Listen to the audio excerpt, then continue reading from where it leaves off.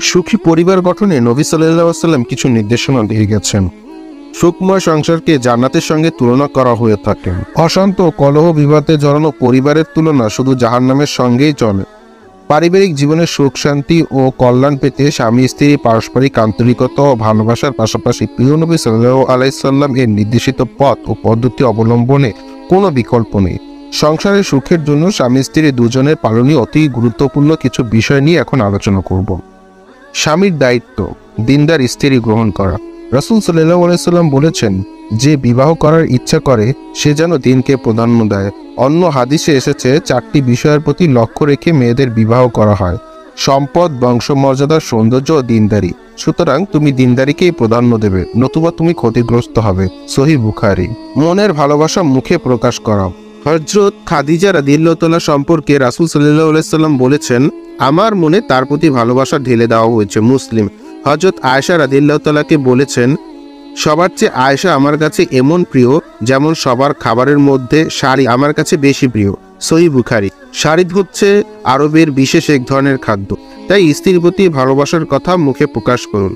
নিজেকে পরিপাটি রাখা। পুরুষরা তাদের সঙ্গিনীকে সুন্দরভাবে দেখতে পছন্দ করে, ঠিক এভাবেই তারা তাদের সঙ্গিনীকে সুন্দরভাবে দেখতে পছন্দ করে।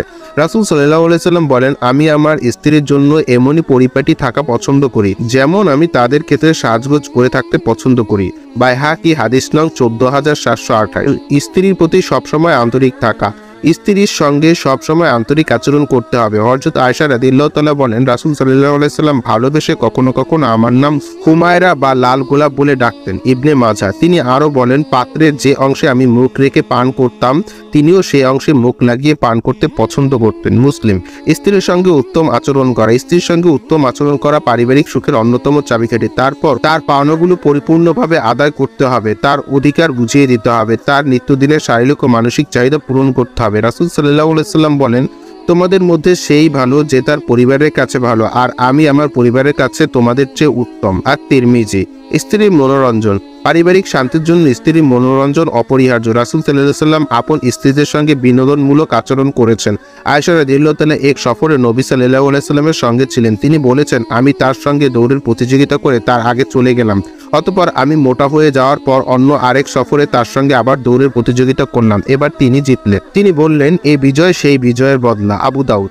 একে অপরের কাজের সহযোগিতা। নবী সাল্লাল্লাহু আলাইহি সাল্লামের প্রিয়তম স্ত্রী আয়েশা রাদিয়াল্লাহু তাআলাকে জিজ্ঞাসা করা হয়, নবীজি কি পরিবারের লোকদের তাদের ঘরোয়া কাজে সহযোগিতা করতেন? তিনি বললেন, হ্যাঁ, নবীজি ঘরের লোকদের তাদের ঘরোয়া কাজে সহযোগিতা করতেন এবং নামাজের সময় হলে নামাজে যেতেন। সহিহ বুখারী শরীফ। সুখী জীবনের জন্য সুযোগ পেলে পারিবারিক কাজে সহায়তা করতে হবে।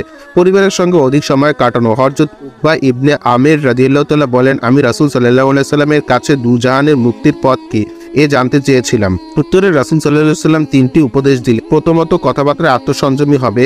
2, পরিবারের সঙ্গে তোমার অবস্থানকে দীর্ঘ করবে। 3, নিজের ভুল কৃতকর্মের জন্য আল্লাহর কাছে অনুতপ্ত হবে। তিরমিজি শরীফ। সঙ্গিনীর সঙ্গে পরামর্শ করা। জীবনের যে কোনো বিষয়ে সঙ্গিনীর সঙ্গে মতামত নেওয়া অতীব গুরুত্বপূর্ণ।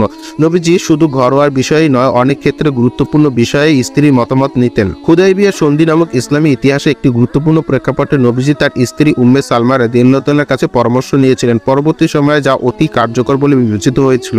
বুখারী শরীফ। আল্লাহর কাছে দোয়া। পারিবারিক সুখ শান্তির জন্য আল্লাহর কাছে দোয়া করতে হবে। কিভাবে দোয়া করতে হবে আল্লাহ আমাদের তা শিখিয়ে দিয়েছেন। আল্লাহ বলেন, হে আমাদের পালনকর্তা, আমাদের স্ত্রীর পক্ষ থেকে এবং আমাদের সন্তানের পক্ষ থেকে আমাদের জন্য চোখের শীতলতা দান করুন এবং আমাদের মুত্তাকিদের জন্য আদর্শ স্বরূপ করুন। আল কুরআন সূরা 25। স্ত্রীর দায়িত্ব। স্ত্রীর দায়িত্ব। স্বামীর প্রতি সম্মান দেখানো, স্বামীর অনুগত্য করা স্ত্রীর কর্তব্য। নবী করিম সাল্লাল্লাহু আলাইহি সাল্লাম বলেন, যদি আমি কোনো মানুষকে অপর কারোর জন্য সিজদা করার অনুমতি দিতাম তবে নারীকে তার স্বামীর জন্য সিজদা করার অনুমতি দিতাম। তিরমিজি। রাসূল সাল্লাল্লাহু আলাইহি সাল্লাম বলেছেন, স্বামী যখন তার প্রয়োজনে স্ত্রীকে ডাকে সে যেন অবশ্যই তার কাছে আগমন করে, যদিও সে চুলার উপর ব্যস্ত থাকুক না কেন, অর্থাৎ যদিও সে রান্নাবান্নার কাজে ব্যস্ত থাকুক। তিরমিজি শরীফ। অন্য হাদিসে রাসূল সাল্লাল্লাহু আলাইহি সাল্লাম বলেছেন, যখন কোনো পুরুষ তার স্ত্রীকে তার শয্যায় ডাকে, এরপর স্ত্রী যদি স্বামীর আহ্বানে সাড়া না দেয় আর স্বামী যদি তার প্রতি নারাজ অবস্থায় রাত অতিবাহিত করে, এমন অবস্থায় জান্নাতের বাসিন্দারা তাকে সকাল হওয়া পর্যন্ত লানত দিতে থাকে। বুখারী শরীফ। এই দুটি হাদিস থেকে স্পষ্টভাবে বোঝা যায় যে স্বামীর আদেশ পালন করা স্ত্রীর জন্য অপরিহার্য। স্বামীকে কষ্ট না দেওয়া। রাসূল সাল্লাল্লাহু আলাইহি সাল্লাম বলেছেন, যে নারী তার স্বামীকে জীবনযাপনের ক্ষেত্রে দুনিয়ায় কষ্ট দেয় তার সম্পর্কে জান্নাতের হুরগুলমানরা লানত দিয়ে বলে, হে হতভাগা, তাকে কষ্ট দিও না, আল্লাহ তাআলা তোমাকে নিশ্চিহ্ন করুক। তিরমিজি শরীফ। স্বামীর সন্তুষ্টি অর্জন।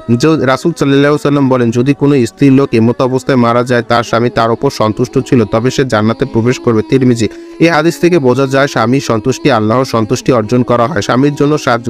একবার নবী সাল্লাল্লাহু আলাইহি সাল্লাম সফর থেকে ফিরে মদিনায় আসার পর বাড়িতে না গিয়ে সাহাবীদেরকে বললেন, তোমরা এখানে থেমে যাও এবং বাড়িতে খবর পাঠাও যেন তোমাদের স্ত্রীরা নিজেদের তোমাদের জন্য প্রস্তুত করে রাখতে পারে। রাসূল সাল্লাল্লাহু আলাইহি সাল্লামের স্ত্রীরা নিজেকে রাসূল সাল্লাল্লাহু আলাইহি সাল্লামের সামনে সাজগোজ করে উপস্থাপন করত। বুখারী। স্বামীর দোষ গোপন রাখা। নারীদের মধ্যে এ প্রবণতা খুব বেশি লক্ষ্য করা যায়। তারা স্বামীর দোষ অন্যের কাছে শেয়ার করে মন হালকা করতে চায়। এটা ইসলামিক শরিয়াতে হারাম ও কবিরা গুনাহে অন্তর্ভুক্ত। এতে করে সংসারে কলহ ও অবিশ্বাস সৃষ্টি হয় ও সুখ শান্তি চলে যায়। এ প্রসঙ্গে আল্লাহ তাআলা বলেন, ধ্বংস তাদের জন্য যারা অগ্রপশ্চাতে দোষ বলে বেড়ায়। সূরা হুমাজা আয়াত 1। স্বামীর আত্মীয় স্বজনের সঙ্গে সুসম্পর্ক। ইসলামের আত্মীয়তার সম্পর্কে রক্ষার প্রতি খুব বেশি গুরুত্ব আরোপ করা হয়েছে। রাসূল সাল্লাল্লাহু আলাইহি সাল্লাম বলেন, আত্মীয়তার সম্পর্ক ছিন্নকারী জান্নাতে প্রবেশ করবে না। বুখারী শরীফ, মুসলিম।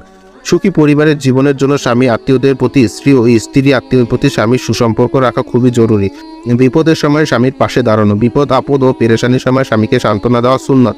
যেমন রাসূল সাল্লাল্লাহু আলাইহি সাল্লাম ওহী লাভের পর অজানা আশঙ্কা আতঙ্কিত হয়ে গৃহে ফিরে এলে হযরত খাদিজা রাদিয়াল্লাহু তাআলা তাকে সান্ত্বনা দেন।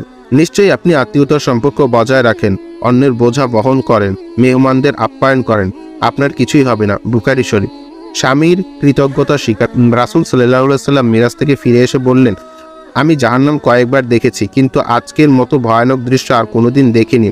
তার মধ্যে নারীর সংখ্যাই বেশি দেখেছি। তারা বলল, আল্লাহ রাসূল, কেন? তিনি বললেন, তাদের অকৃতজ্ঞতার কারণে। জিজ্ঞাসা করা হলো, তারা কি আল্লাহর অকৃতজ্ঞতা করেছে? বললেন, না, তারা স্বামীর অকৃতজ্ঞতা করে। তারা কৃতজ্ঞতা স্বীকার করে না। তুমি যদিও তাদের ওপর যুগ যুগ ধরে অনুগ্রহ করো, তারপরও কোনোদিন তোমার কাছে তার বাসনা পূর্ণ না হলে সে বলবে, আজ পর্যন্ত তোমার কাছে কোনো কল্যাণই পেলাম না। মুসলিম। অযথা সন্দেহ পরিহার করা। আল্লাহ বলেন, হে মুমিনরা, তোমরা অধিক অনুমান থেকে দূরে থাকো। নিশ্চয়ই কোনো অনুমান তো পাপ।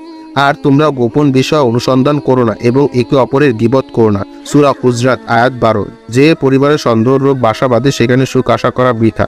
যে কোনো বিষয়ে পরস্পরের বোঝাপড়া আলাপ আলোচনার মাধ্যমে সমাধান করতে হবে।